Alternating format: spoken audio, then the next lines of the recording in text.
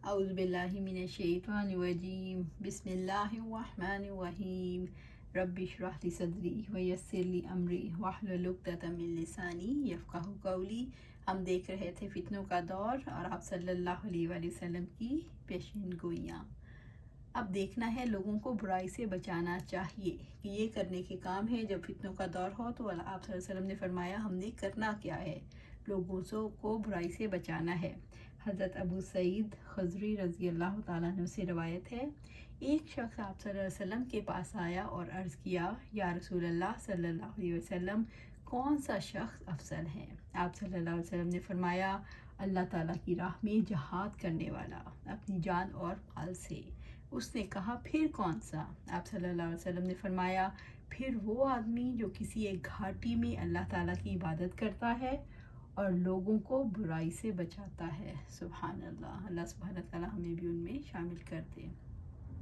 ظالم بادشاہ کے سامنے کلمہ حق کہنا۔ حضرت ابو سعید خدری رضی اللہ تعالیٰ عنہ فرماتے ہیں کہ آپ صلی اللہ علیہ وسلم نے فرمایا، سب سے بڑا جہاد ظالم بادشاہ کے سامنے کلمہ حق کہنا ہے۔ اللہ سبحانہ تعالیٰ ہمیں اس کی توفیق عطا فرمائے۔ جو بھی صاحب اقتدار ہیں ان کے سامنے حق کو کہنا ہمیں اس قابل بنا دے، ہمیں ان سے ڈر نہ لگے، ہمیشہ کلمہ حق ان کے سامنے کہیں۔ انشاءاللہ اللہ سبحانہ تعالیٰ ہمیں اس قابل بنائے۔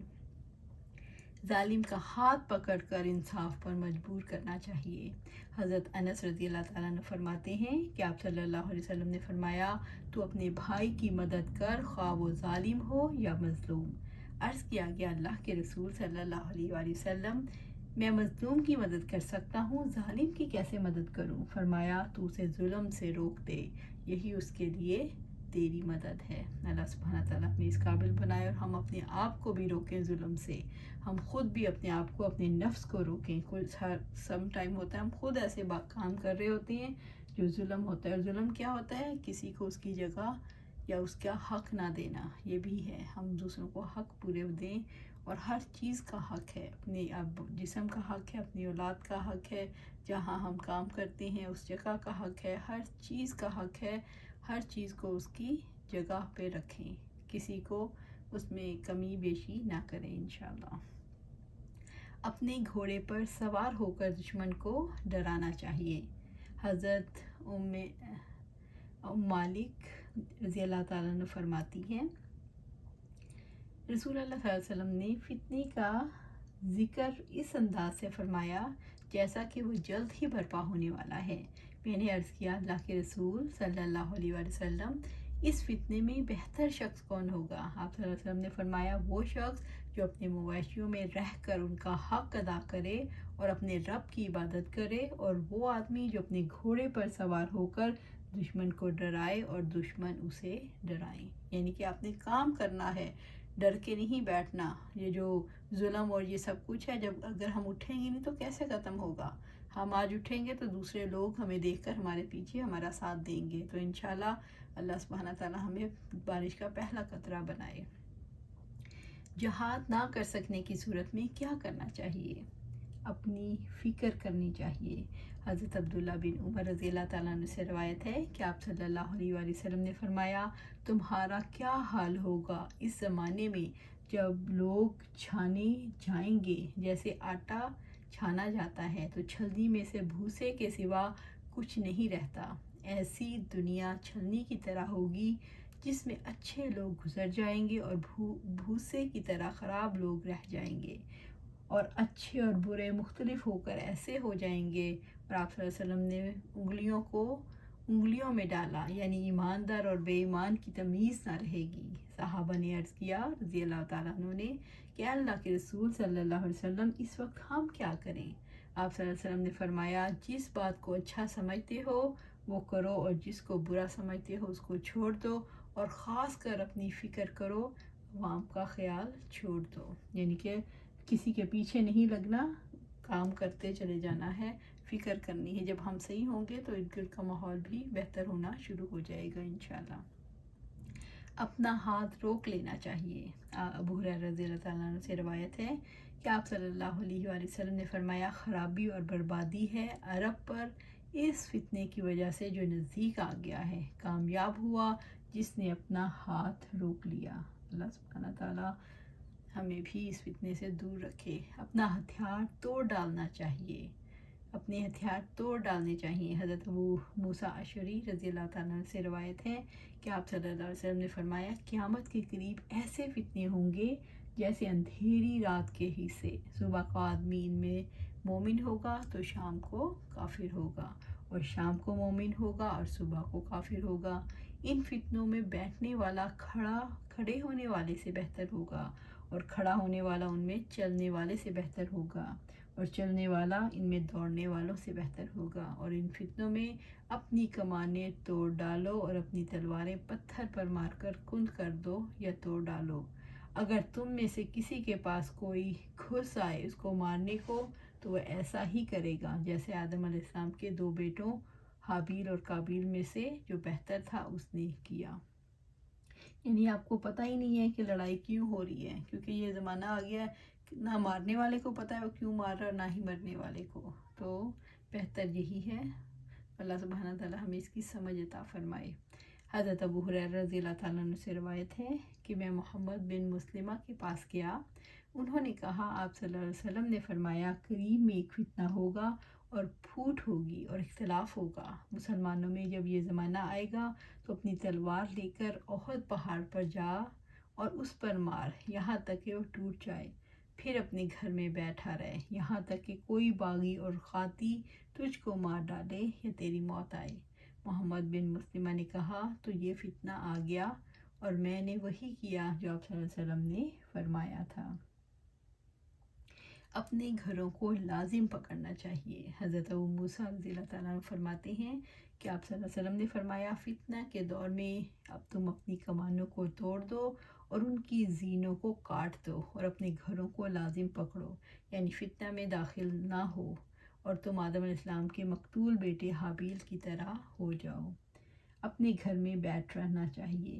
حضرت ابو ذر غفاری رضی اللہ تعالیٰ عنہ سے روایت ہے کہ آپ صلی اللہ علیہ وسلم نے فرمایا اے ابو ذر تیرا کیا حال ہوگا جب لوگوں پر موت آئے گی۔ شاید طاعون عموس مراد ہے جو حضرت عمر رضی اللہ عنہ کی خلافت میں ہوا، یہاں تک کہ ایک قبر کی قیمت ایک بردہ ہوگی۔ میں نے عرض کیا جو اللہ اور اس کے رسول صلی اللہ علیہ وسلم میرے لیے پسند کریں، یا یوں کہا کہ اللہ اور اس کے رسول صلی اللہ علیہ وسلم خوب جانتے ہیں۔ آپ صلی اللہ علیہ وسلم نے فرمایا صبر کرنا۔ آپ صلی اللہ علیہ وسلم نے فرمایا تیرا کیا حال ہوگا جب لوگوں پر قحط پڑے گا اور بھوک کا غلبہ ہوگا، یہاں تک کہ تو اس مسجد میں آئے گا تو پھر تو اپنے بچھونے کی طرف لوٹنے کی طاقت نہ رکھے گا اور اپنے بچھونے سے مسجد تک آنے کی۔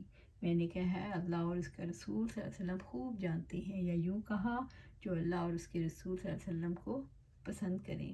آپ صلی اللہ علیہ وسلم نے فرمایا اپنے اوپر حرام سے بچنے کو لازم کر لینا گو بھوکا ہو۔ پھر آپ صلی اللہ علیہ وسلم نے فرمایا تیرا کیا حال ہوگا جب لوگ قتل ہوں گے مدینہ منورہ کے، یہاں تک کہ حجارت الزیت ایک پتھریلا مقام ہے مدینہ طیبہ میں خون سے غرق ہو جائے گا۔ میں نے کہا جو اللہ اور اس کے رسول صلی اللہ علیہ وسلم پسند کرے۔ آپ صلی اللہ علیہ وسلم نے فرمایا تو جن لوگوں میں ہے ان سے ملا رہے، یہاں اہل مدینہ اور خدا اور رسول صلی اللہ علیہ وسلم کے ساتھ رہ۔ ابو ذر رضی اللہ تعالیٰ عنہ نے عرض کیا یا رسول اللہ صلی اللہ علیہ وسلم میں اپنی تلوار لے کر ان لوگوں کو نہ ماروں جو ایسا کریں، یعنی اہل مدینہ کو قتل کریں۔ آپ صلی اللہ علیہ وسلم نے فرمایا ایسا کرے تو بھی فسادیوں میں شریک ہو گیا بلکہ اپنے گھر میں بیٹھ رہا ہے۔ میں نے عرض کیا یا رسول اللہ صلی اللہ علیہ وسلم اگر وہ میرے گھر میں گھس آئیں تو میں کیا کروں؟ تو آپ صلی اللہ علیہ وسلم نے فرمایا اگر تجھ کو تلوار کی چمک کا ڈر ہو تو اپنی چادر کا کونا اپنے منہ پر ڈال اور قتل ہو جا، وہ قتل کرنے والا اپنا اور تیرا دونوں کا گناہ سمیٹ لے گا اور وہ دوزخی ہوگا۔ استغفر اللہ استغفر اللہ۔ حت المقدور بچنے کی کوشش کرنی چاہیے۔ حضرت عثمان الشہام رحمۃ اللہ سے روایت ہے میں اور فرقد سنجی رحمۃ اللہ علیہ مسلم بن ابو بکر کی طرف چلے اور وہ اپنی زمین میں تھے، ہم ان کے پاس حاضر ہوئے تو ہم نے کہا کیا آپ نے اپنے باپ سے فتنوں کے بارے میں حدیث بیان کرتے سنا؟ انہوں نے کہا ہاں، میں نے ابو بکر رضی اللہ تعالیٰ عنہ کو بیان کرتے سنا کہ آپ صلی اللہ علیہ وسلم نے فرمایا ان قریب فتنے برپا ہوں گے، آگاہ رہو، پھر فتنے ہوں گے، ان میں بیٹھنے والا چلنے والے سے بہتر ہوگا اور چلنے والا ان کی طرف دوڑنے والے سے بہتر ہوگا۔ آگاہ رہو جب یہ نازل ہوں یا واقع ہوں تو جس کے پاس اونٹ ہوں وہ اپنے اونٹوں کے ساتھ ہی لگا رہے، اور جس کے پاس بکریاں ہوں اپنی بکریوں کے ساتھ ہی لگا رہے، اور جس کی زمین ہو اپنی زمینوں سے ہی چمٹا رہے۔ ایک آدمی نے عرض کیا اللہ کے رسول آپ صلی اللہ علیہ وسلم اس کے بارے میں کیا فرماتے ہیں جس کے پاس نہ اونٹ ہو نہ بکریاں اور نہ ہی زمین؟ تو آپ صلی اللہ علیہ وسلم نے فرمایا وہ اپنی تلوار لے کر اس کی دھار پتھر کے ساتھ رگڑ کر کند اور ناکارہ کر دے، پھر اگر وہ نجات حاصل کرنے کی طاقت رکھتا ہے تو نجات حاصل کرے۔ اے اللہ میں نے تیرا حکم پہنچا دیا، اے اللہ میں نے تیرا حکم پہنچا دیا، اے اللہ میں نے تیرا حکم پہنچا دیا۔ ایک آدمی نے عرض کیا اللہ کے رسول صلی اللہ علیہ وآلہ وسلم آپ صلی اللہ علیہ وسلم کیا فرماتے ہیں کہ اگر مجھے ناپسندیدگی اور ناگوارگی کے باوجود ان دونوں صفوں میں سے ایک صف یا ایک گروپ میں کھڑا کر دیا جائے، پھر کوئی آدمی اپنی تلوار سے مجھے مار دے یا کوئی تیر میری طرف آ جائے جو مجھے قتل کر ڈالے، تو آپ صلی اللہ علیہ وسلم نے فرمایا وہ آدمی اپنے گناہ اور تیرے گناہ کے ساتھ لوٹے گا اور دوزخ والوں میں سے ہوگا۔ استغفر اللہ، لوگوں سے الگ ہو جانا۔